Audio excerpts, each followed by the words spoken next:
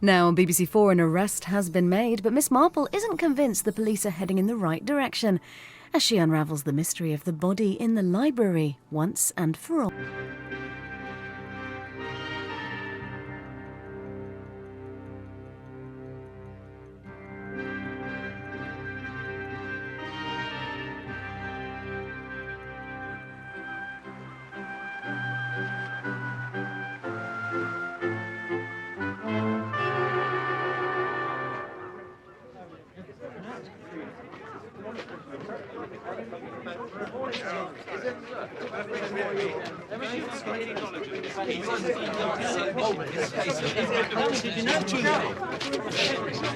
Gentlemen and lady, I'm sorry, it's not my pigeon. I've retired. And what is more, I'm on holiday.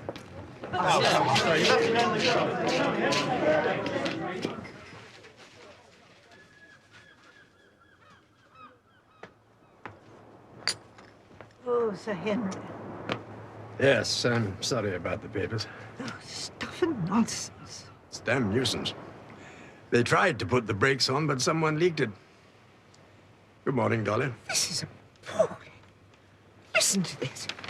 Colonel Arthur Bantry, squire of the small village of St. Mary Mead, has told police that he cannot explain the presence of the murdered platinum blonde, glamorous nightclub chanteuse Ruby Keene, who was found strangled in the library of his house, Gossington Hall, in the early hours of Saturday morning. Mrs. Bantry, it is understood, has gone away to the seaside. I must telephone to Arthur at once. Heaven knows what he'll be thinking if he reads any of that kind of trash. Excuse me, Henry.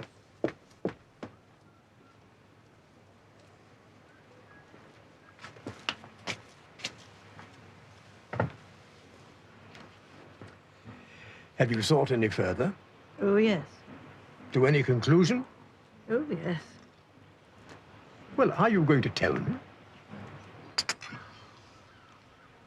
Well, whoever killed Ruby Keene killed Pamela Reeve. And I'm afraid that very shortly, a third murder will be attempted. Where is your letter of the 14th? Come in. You sent for me, sir? Yes, Slack.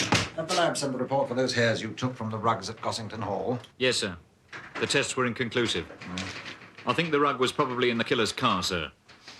Yes, I suppose that's fair enough. What did the chap from the yard say about Blake? The night watchman saw Blake drive out of the studio car park at a few minutes to 11, sir. That's definite. As the cars go past his hut, the light falls on the driver's side. He's positive about it. And how far did you say it was from the studios to St. Mary Mead? 20 miles. So he could have done it. Now, we've had corroborated evidence that Blake was at the studio party at 2 o'clock as well. You mean he could have gone back there to establish his alibi? Exactly, sir. Ha! She put her finger on Blake right from the first moment. Who did, sir? Miss Marple, of course. Who do you think? Slack, I retain the impression that you don't really take her seriously.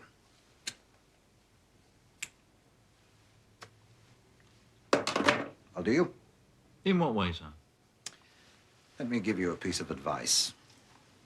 That old lady is tougher-minded, more cynical, and just plain cleverer than most barristers you'll meet in what I hope is going to be your long and no doubt distinguished career. Excuse me. Yes? Sir Henry Clithering? What, downstairs?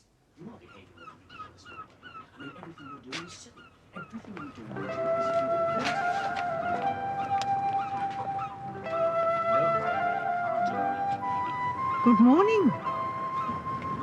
Miss Marple? Oh, good morning, Mr. Gaskell. Good morning. No tennis today, Mr. Jefferson? You know, later on, actually. Oh, of course.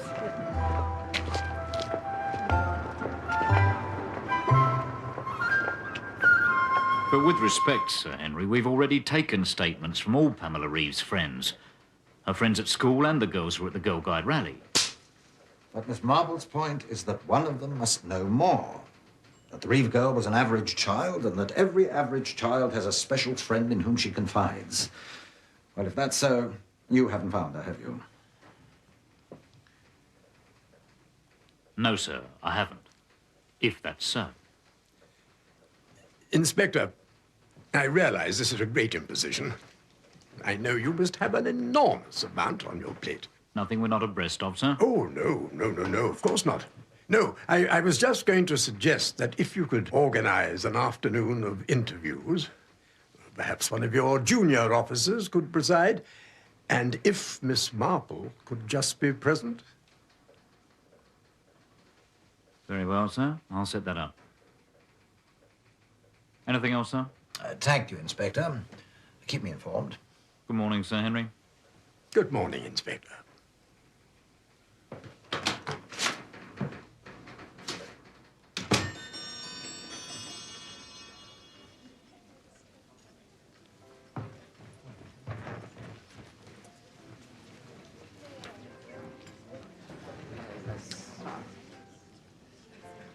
Excuse me, are you a detective? No. Somebody told me you're a rather important detective from London. I mean, the head of Scotland Yard or something. Miss Marple. Oh, Sir Henry. Well, I can see that one person at least is enjoying this horrid business. Yes, I am, rather. I've been sniffing around to see if I could find any clues, but I haven't. Got a souvenir, though. My mother wanted me to chuck it away. Honestly, parents. Look at this. Fingernail, you see? One of hers. Fingernail of the murdered woman. Oh. What do you think? Good, isn't it? Where did you get it? Well, it was quite lucky, really, because nobody knew she was going to be murdered then. It was on the night in question, you see. Ruby caught a broken nail on Josie's shawl, so my mother cut it for her and told me to chuck it away. I just put it in my pocket to chuck away later and forgot. Do you think it's nearly lunchtime? I'm very hungry. Josie! Hello. Hello, Peter. How are you? Oh, good morning, Miss Turner. Is everything all right? I can't leave the hotel. Reporters, they don't care, do they? I daren't leave the building. Oh, dear. Anyway, better get on. Josie, I want to interrogate you. How long did you know the deceased? Peter, It's been worrying me how to account for her nails. Her nails? Well, they were so short. A girl like that usually has elegant little claws. But I suppose if she'd torn one, then she might have had to clip the others to match. I wonder. I don't know. Well, Oh, there's Slack. I'll go and ask. Inspector? Yes, Sir Henry? Just a detail. Did you find any nail clippings in the girl's room? Yes, sir. Whole lot in the wastepaper basket. Oh, good. Thanks. Managed to set up the interviews yet? I'm seeing to it now, sir. I'll let you know. Miss Marple. Amateurs. Deliver me from amateurs. Sir, not only do we have a retired chief taking a busman's holiday, we now have the flaming attentions of an aging spinster to contend with. Give me some straightforward robbery with violence. Anything more on Blake yet? Yes, sir. Quite a lot.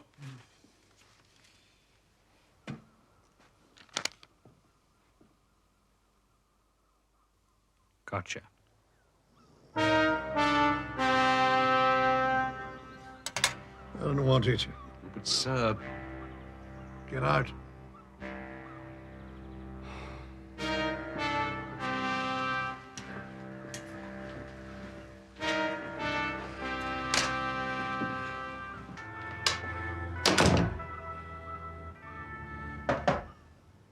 Edwards?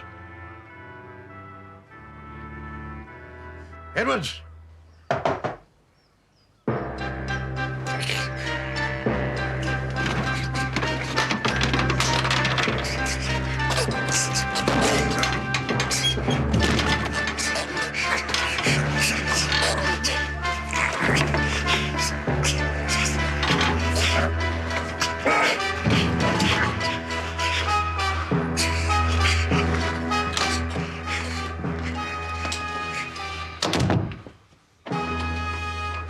Oh, Mr. Gaskell.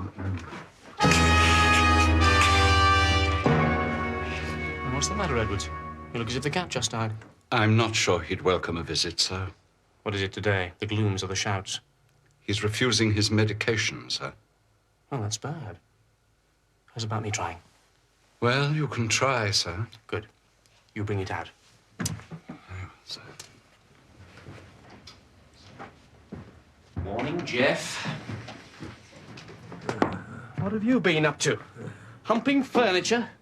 5 black marks for overdoing it. Oh, go to hell. Now, Jeff, I'd like Adelaide to come up and have coffee with you today.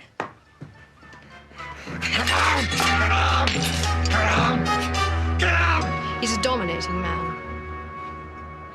Sometimes uncontrollable temper. And his weakness is that he needs people to dominate. How interesting. When Frank and I married, Jeff gave us so much money that Frank had absolutely nothing to strive for. See, in a way, that money was a way of denying Frank the means of becoming himself. And Jeff knew he wouldn't handle it properly. You rather hate Jeff. You are extraordinary. No. He is selfish. He's a collector of souls, but he loved Rosamond and Frank. He lives his life on thin ice. I mean, he could die at any moment. No, I don't hate him. But I think it's time I was independent of him. You're going to get married again? What fun. How is dear old Hugo? Yes, he wants to marry me. I suppose that's what you wanted to know, wasn't it? Anyway, I haven't accepted. Forgive my asking, Mrs. Jefferson, but I wonder, did you like this poor dead girl, Ruby Keene? She was a vulgar, gold-digging simpleton. I didn't like her, no. When I discovered what she was up to, I'm afraid I was very angry. Could have killed her. Adelaide, for God's sake. Hello, Hugo. Right. So, we know that Blake left the studios and returned, giving him time to carry out one or both murders. We've established his presence in Danemouth on 3 separate occasions and his presence at the Majestic at least once. We've established that he knew Ruby Keene. Blake lied about when he left the studio party, lied about being at the Majestic. I think it's time we had a look at Mr. Blake's car, don't you? Tell Blake we need a statement, just routine. We can't shove to his automobile while he's making it. Have you set up those interviews with the schoolgirls? Oh, yes, sir. All the girls in Pamela Reed's form are also in the Girl Guides. Right. What about the financial inquiries? Sir? Mrs. Jefferson and Mr. Gaskell. Oh, yes, sir. They're both hard up, matter of fact. Gaskell's in debt, quite a packet, but I thought we'd drop them. Cast iron alibis. 100,000 green ones is as good a motive as you'll get. It won't wash in this case. Now, I think we'll have a look at Mr. Blake's car.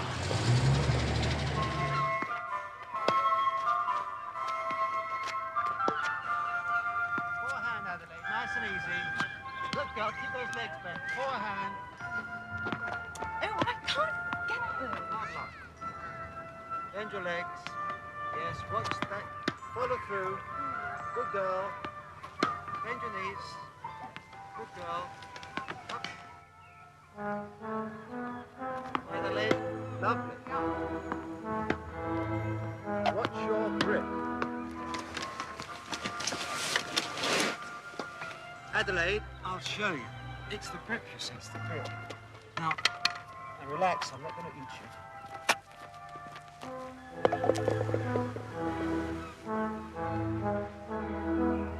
You see, fork the thumb there, on there, and grip it nice and tight. You see that? Oh, I see. That's right. You see. Good girl.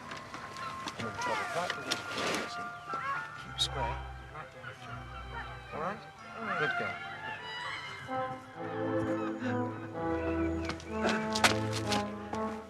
I think we've got you down for 11:30 tomorrow, Adelaide.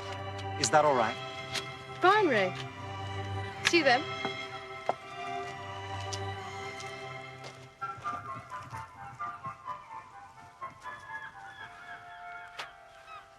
I'm improving, don't you think? Oh, Hugo, stop being so grumpy.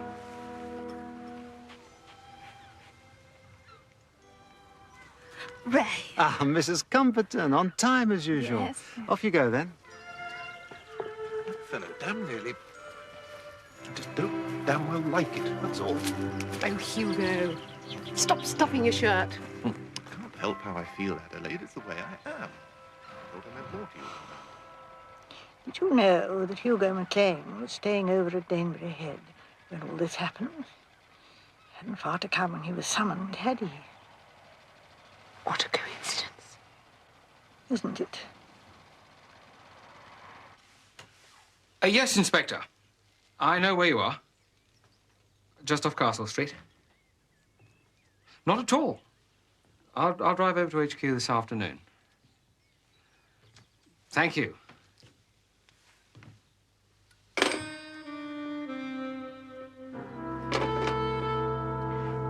Just routine. I mean, the police were bound to want to question me. What's going on, Blake? Blake? I've got something to tell you, Dee Lee. All right, Griselda. Thank you, dear.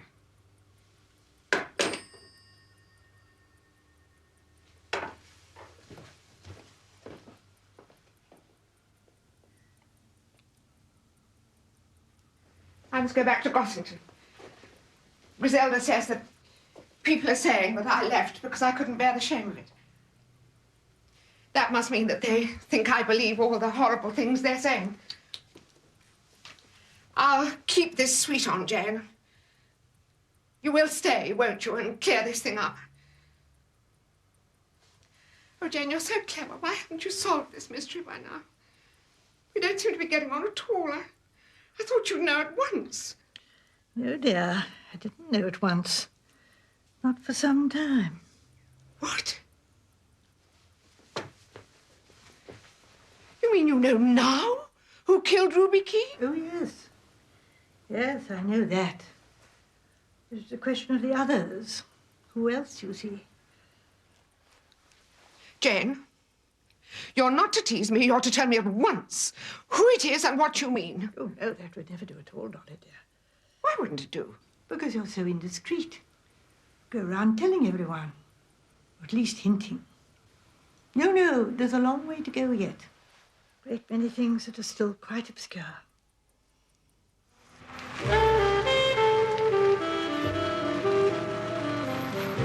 Take you round the back, sir. There's space there for you. Right here.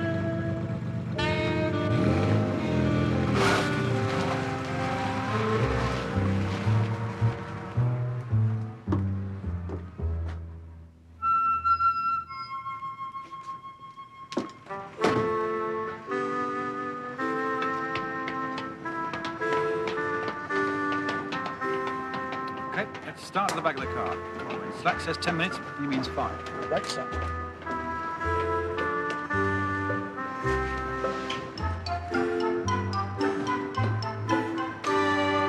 Quite frankly, Sir Henry, once he got over his grief, if he ever did, that is, the one thing that keeps Mr. Jefferson alive is his anger. Anger against the gods is what I call it. He'll go down fighting. Did any particular things make him angry? Oh, inefficiency, time wasters, the petrol shortage. Anything that prevents him from getting on. Deceit. Yes, deceit. May I be frank, Sir Henry? Please do. There was an incident. You see, sir, the young woman that Mr. Jefferson was so taken up with just wasn't worth it. She was, to put it bluntly, a common little piece. I don't think she particularly liked him, even. It was one afternoon, about a week ago, when Miss Keene was with Mr. Jefferson. You'll never believe it. It was the same landlady as had the dog in Huddersfield. The stinking cat. She moved. Oh, you all right, Jeff? Speck of dust. Don't do that. Worst thing you can do. Here, let me.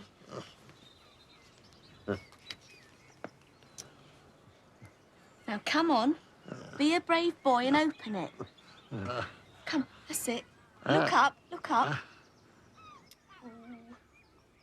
Come on, you little beggar. There.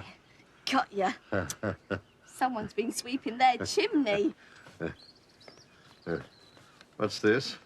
From your handbag? What is? This.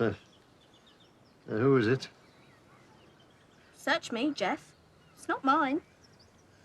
Well, that kitten has just fallen out of your handbag. What? I don't see how it could have.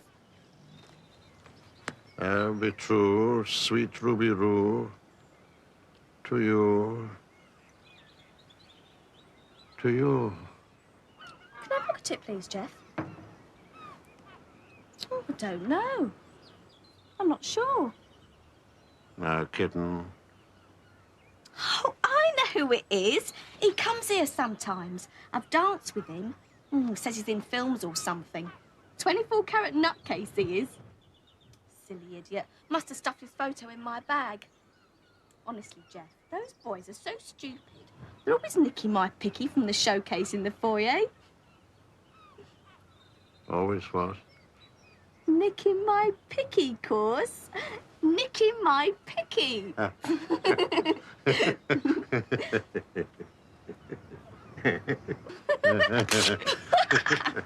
don't think Mr. Jefferson quite believed her. He was on edge all that day. He completely lost his temper in the afternoon with his broker on the phone. All things returned to normal, of course, but I fancy he was more watchful of her from then on. He asked her more questions about what she was doing. Did you see the photograph? No, sir.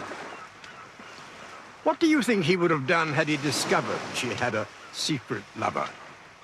Quite honestly, sir, I think... in his state of health, I think it would have finished him.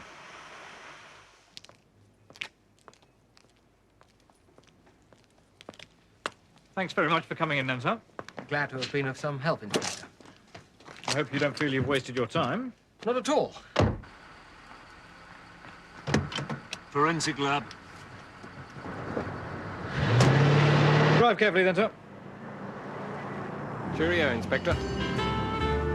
Bye now.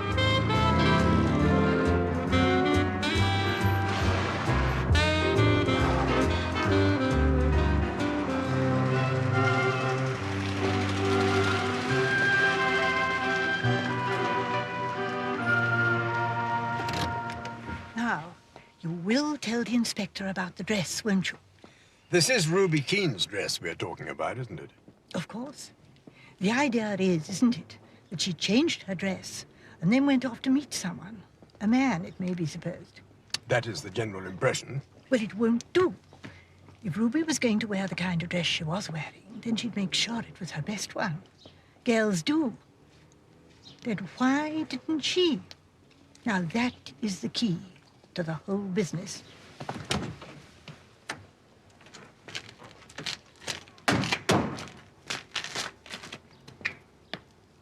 Good. I think that's all the questions I've got for you now.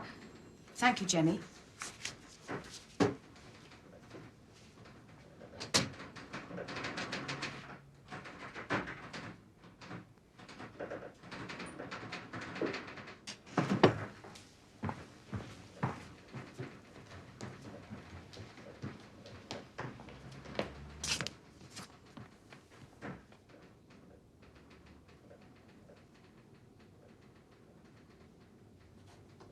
I've interviewed all 6 girls, Miss Marple.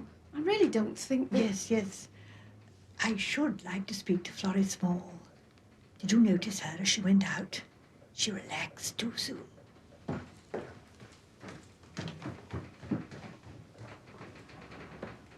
Florrie Small? Florrie Small? It's all right. We just want to have another word with you.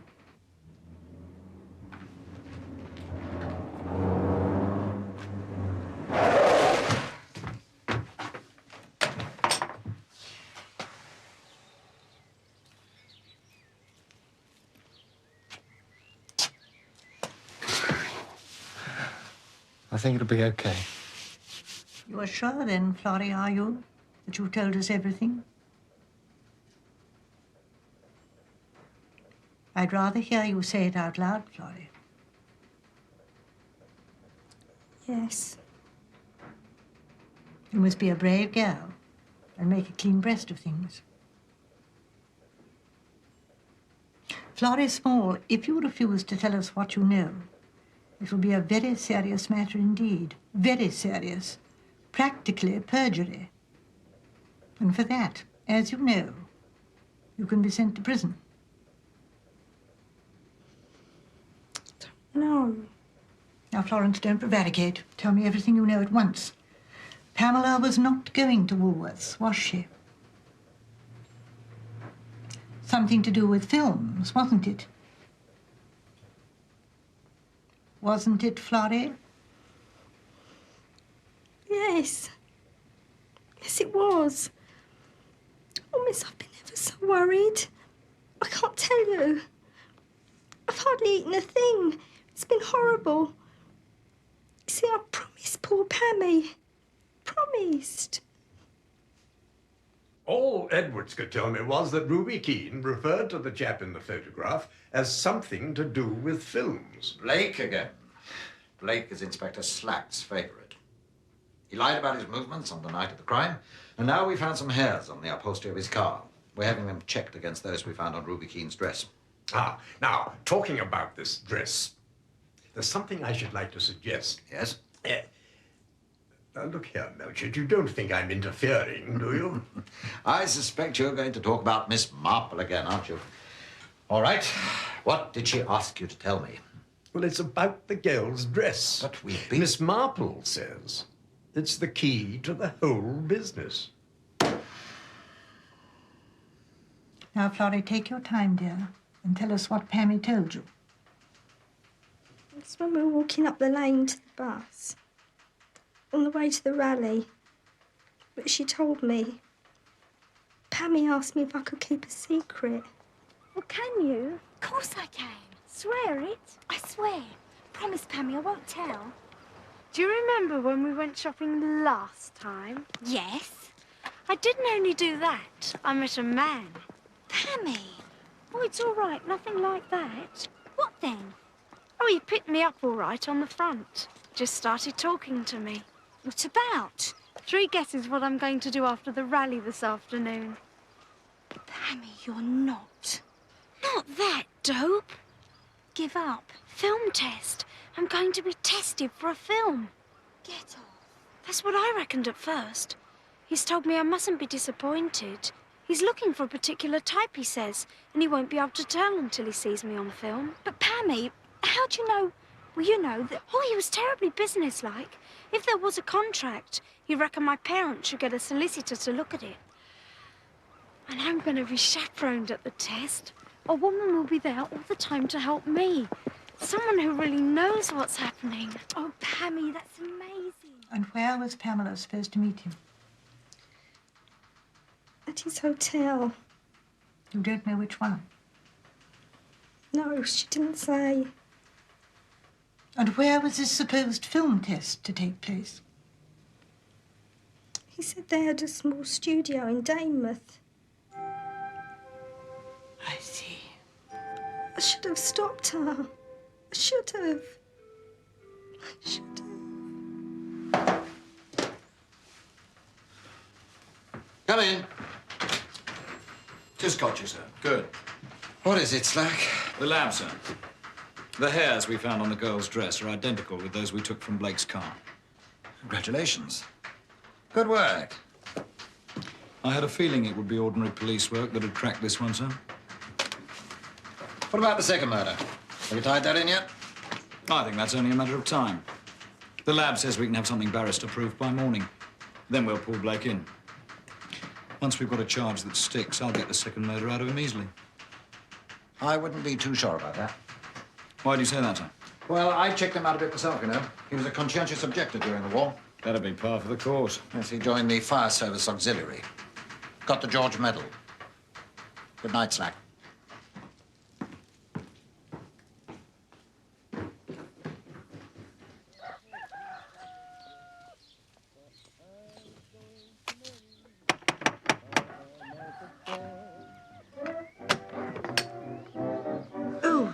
Oh, I am so glad you're here. May I come in? Sure. Why not?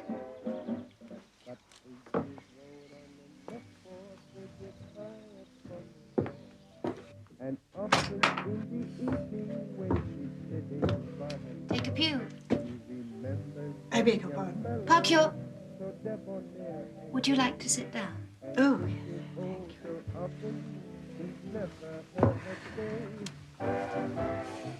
So what is it this time? this time? So far, I've had the Nave Restoration Fund, the Needlework Guild, the Bishop's Appeal for Deep-Sea Fishermen. What are you, Boy Scouts or unmarried mothers? All right. Don't answer that. You've only come to look around. I've taken to giving conducted tours and charging a couple of bob. Where would you like to start? The kitchen. I came to offer you some advice. Oh, my God. The League of Decency. Which I hope might help in the difficult time ahead. What are you talking about? I want to advise you most strongly not to continue using your maiden name in the village. In a short while, you'll need all the goodwill you can find. And there's a prejudice in old-fashioned country places against people who are not married, living together. Oh, it's amused you, no doubt, calling yourself Miss Lee when you are, in fact, Mrs. Blake. And it has helped to keep all but the most curious at a distance. But the time for such games is over. How did you know we were married? My dear, the way you quarrel. You quarrel like people who are tied to each other by more than a mere love affair, you see. You're astonishing. I thought you'd been to Somerset House or something. Oh,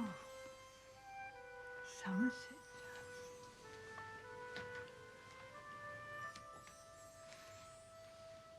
And the rest of it? I'm so sorry. Why are we going to need all this sympathy?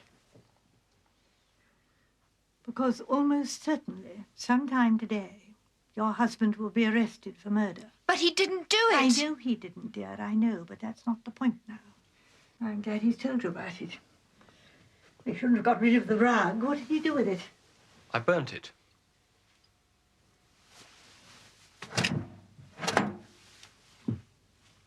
But you didn't clear up properly.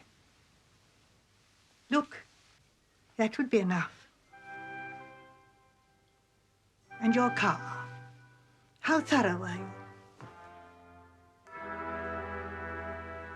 Car. Not cut out for this, am I? How much do you know? I should like to know more. All right. I'll tell you. Dinah and I had a row. I left the studio party early.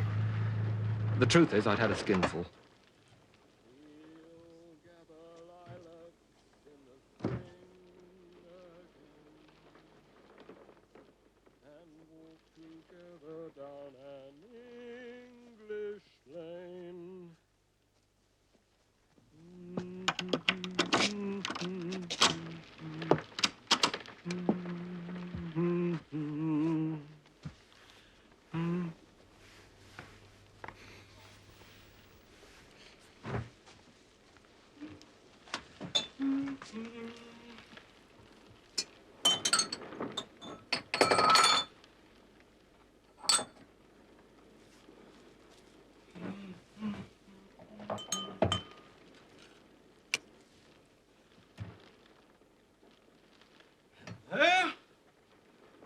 A visitor, by my troth.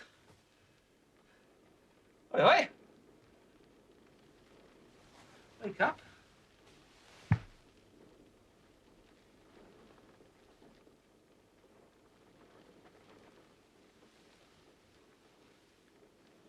I suppose I panicked. I just knew I had to get her out of the house.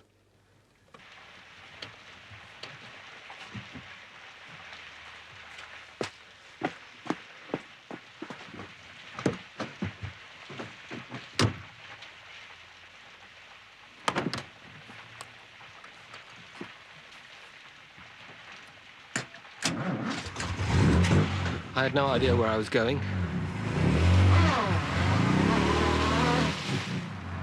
I just drove and drove.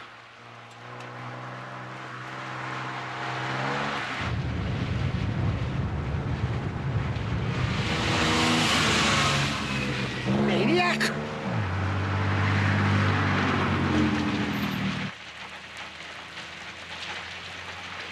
Then I found myself going past Gossington Hall. Suddenly, that seemed to be the answer.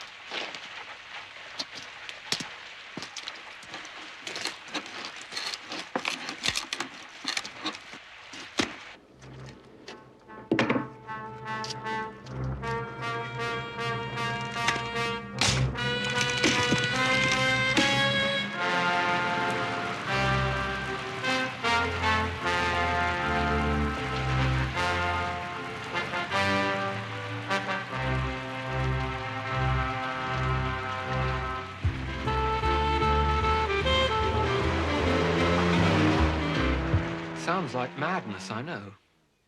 But I thought it was rather a good joke. Bantry can be an appallingly pompous ass, you know. It seems so wonderfully incongruous. Girl like that, his library. It's a cruel trick. I know. But didn't you know who it was? No. I hardly knew Ruby Keene. And the face was... Yes, yes. What are we going to do about this, Blake? Well, may I suggest that you engage the very best of lawyers? The police.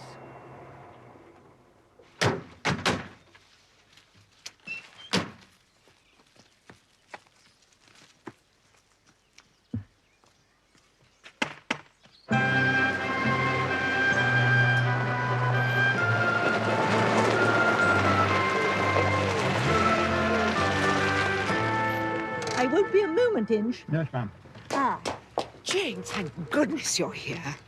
We've been trying to get in touch with you all morning. Come in. Oh, I can't stay, Dolly. But I thought I'd better bring you the news. News? Basil Blake has just been arrested for the murder of Ruby Keene. Blake? He didn't do it. How do you know? He did, however, deposit the body in your library. Well, like Tommy Bond and his frog, he resented his teacher. So he put his frog in her clock and it jumped out at her. Blake?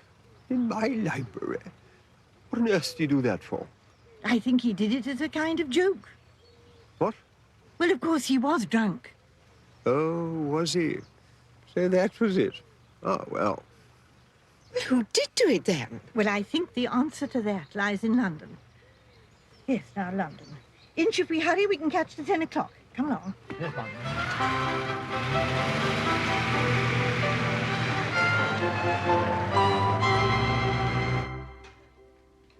I'm not sure you should be seen with me, old man. Oh?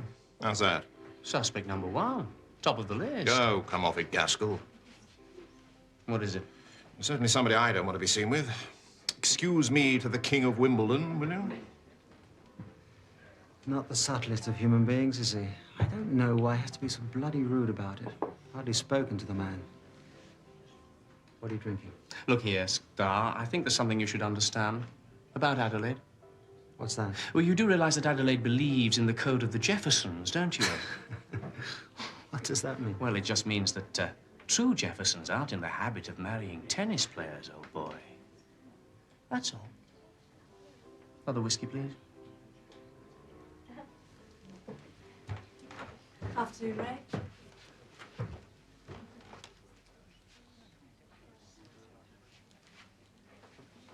Ray, what is it, Ray?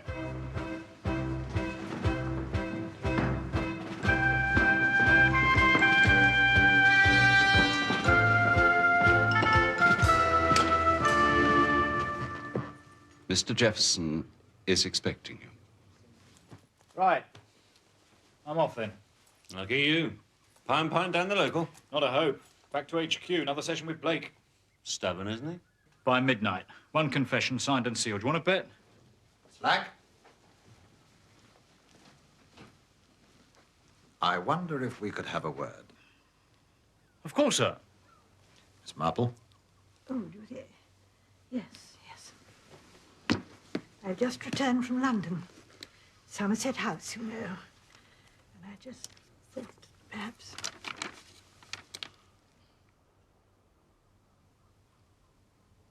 At our request, Conway Jefferson has informed Mrs. Jefferson and Mr. Gaskell that as Ruby Keene is dead, he's going to endow a fund with the £100,000 that he had intended to settle on her. The fund is to be used to establish a hostel for young dancers in London. That's right, yes.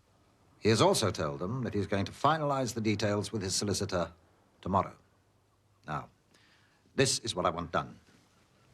It'll be dark in a couple of hours, so we've got to move quickly.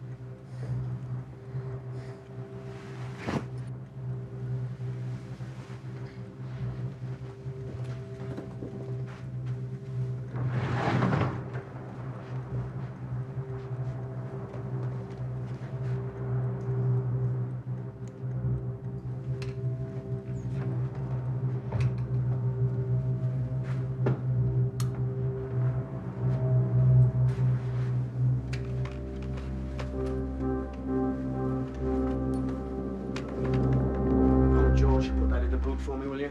Good man. Mary, cancel breakfast for me tomorrow, will you? I'm motoring to town. Oh, I'm frightfully sorry. If anybody should want me tonight, they can ring me at my flat. I'm in the book. Be back about lunchtime tomorrow, all right?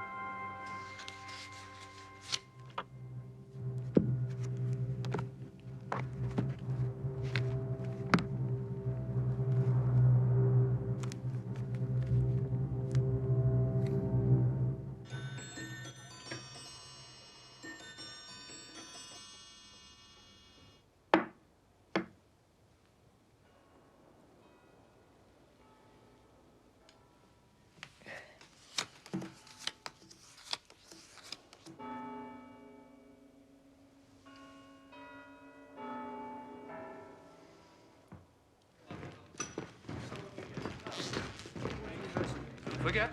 3 o'clock band call. Oh, come on.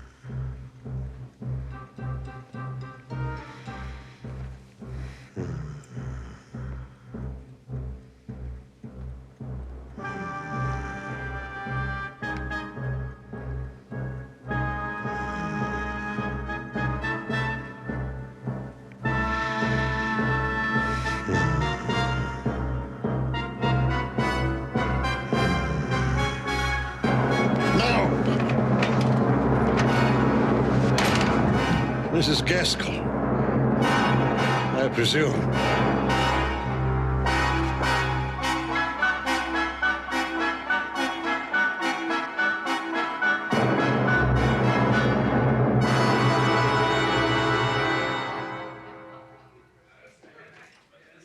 I'm sure you did. Now, Jeff, before the Jeffersons and the Blakes get here, you've absolutely got to tell us how you did it. Oh, yes, please do, my dear. I'm afraid I don't understand at all. What about you, Milchard? Well, yes, but I think Miss Marple should explain. Well, there are one or two things I'm not quite clear about. Well, I'm afraid you'll find my methods terribly amateurish. Nonsense. Now, hush, everyone. Jane, you must tell us. Good. Good. I couldn't get away from that £100,000. That, I felt, was the key to it. But whether it was Mrs. Jefferson or Mr. Gaskell eluded me. They both had solid alibis. And it wasn't till Dinah Lee mentioned Somerset House, marriage, of course. And as we since discovered, Mark Gaskell was married to Josie Turner, and they were keeping it a secret until Mr. Jefferson should die, which they hoped might be soon. Do you see? No, Miss Marple, I'm afraid I don't. Hardly a thing. Well, of course, it was the nails that worried me. Although Ruby Keene had cut hers quite short, the poor girl in the library had bitten hers. It just wasn't right to like a book to be true. And then, of course, I realized finally that the body in the library wasn't Ruby Keene at all. Well, then whose body was it? Pamela Reeves. And Pamela Reeves' fake film producer was Mark Gaskell? Yes, but the person behind it all was Josie. It was obvious from the first that she was a very capable woman, quite capable of engineering the whole thing. It was a very clear-sighted plan, and quite remorseless. Mark Gaskell was her ticket for wealth and a good position. And nothing, certainly not little Ruby Keene, was going to stop her. It was all her own idea, the double murder and the substitute body. And she cold-bloodedly chose Basil Blake as chief murder suspect. She put his snapshot into Ruby's handbag. She mentioned this film bloke to the police. And of course she was poor little Pamela's so-called chaperone for the film test. She bleached her hair, painted her bitten nails, made her up as Ruby Keene, put her into one of Ruby's dresses, and finally drugged her, ready for the deadly attentions of Mark Gaskell. Who then completed the plan by getting her out to Blake's cottage shortly after 10 o'clock, killing her and getting back to the hotel. So at the time when the doctor said that she died, Gaskell and Josie had a perfect alibi. They were sitting there playing bridge, watching the real Ruby Keene alive and dancing. After giving Ruby something earlier in the evening to make her headachy and sleepy, Josie told her then to go up to her, that is Josie's room, and lie down till her next dance, knowing that the drug would shortly have full effect. It was when she went up to change for her exhibition dance that Josie killed her. She strangled the poor child in her sleep. And later that evening, she and Gaskell dressed her in the guide's uniform, stole Bartlett's car, drove out to Ven's quarry, and incinerated the lot. Tell me, that tune that was racketing around in your head, Mozart, didn't you say? What bearing did that have on the case? Oh, yes. Oh, yes, most interesting. The marriage of Figaro, Susanna's aria. It was because Susanna was dressed up as the Countess. It was the wrong dress. That's all. So it all boils down to fingernails and Mozart. Yes, quite.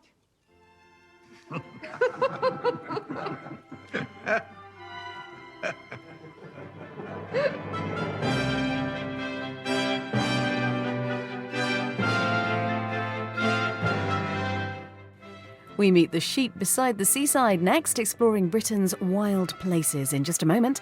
And then at 8, the review show presents a Man Booker special as Kirsty Walk and guests discuss the 6 nominated reads. From the birthing bed to the deathbed, life in the Middle Ages was a world of pain and merely a pathway to purgatory. Devil's gonna get you. Oh, the devil's gonna get you. Man, just as sure as you born. Dr. Helen Castor explores the three greatest rituals in medieval lives: birth, marriage, and death. Continues Wednesday at 9 on BBC4.